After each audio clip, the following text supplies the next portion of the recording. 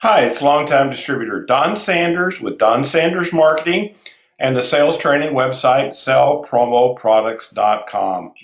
Just let me say this. Sometimes it is just better to fire clients than to continue to do business with them. Let me give you an example that will explain why I'm going to say that. The Bombay Company was a client of mine for over 13 years, and I was doing at least $200,000 in volume with them every year. I worked on a custom apron order for them for over 18 months. I actually paid for the store sample program myself, the test, and I even received an order for 5,000 aprons, and then everything went bad. 6 hours after being sent the order, my contact called and said that they were putting the order on hold because her boss claimed that his neighbor, who had just gotten into the promotional products business, could do the same aprons for 20% less than my price. After getting over my extreme angst, I asked Kay if the aprons this person was going to do were American made as mine were, or if they had seen samples of this other person's work.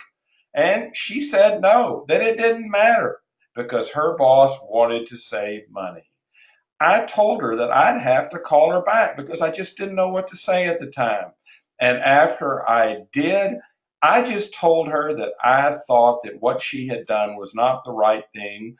And in a really immature manner, I said that I didn't think I'd be calling on her anymore, that she could just buy everything from the other person from then on.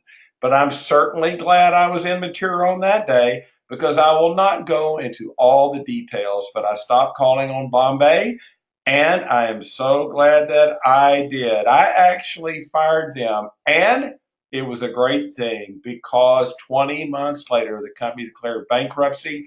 And I suspect that one of the reasons for that taking place is that they treated other long term reliable vendors the same way they had treated me, trying to cut cost and going just on price and not for quality, performance, and materials. I was sick about what happened, but when the bankruptcy took place, at least I was not the one holding the bag of unpaid invoices.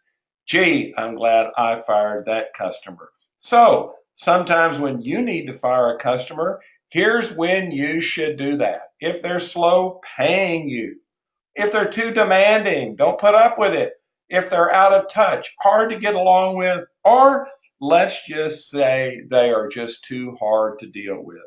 Obviously, not getting paid is a problem because if you are not, then you never sold the order in the first place. You didn't make any money, but after you've had to pay for the order and then not get paid by the customer, you are actually losing money. So eliminate slow pay or no pay clients at once. Hard to deal with people are a pain and they sap your energy. And when that happens, it makes it harder for you to deal with your good customers because your performance is affected and it slows you down.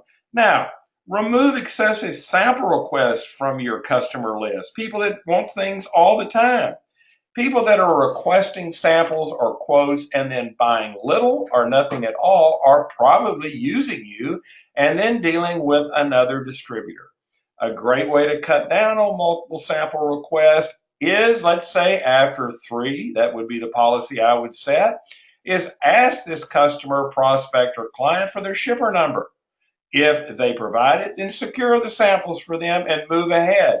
If they balk, then get away from them. They are probably using you to buy from someone else. And customers, for me, sometimes can be labeled as enough already in my book.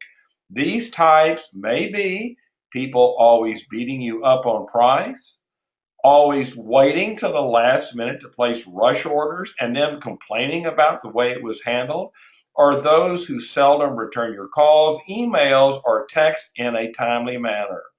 Avoid these type of people and use the time saved to call on better quality prospects and clients.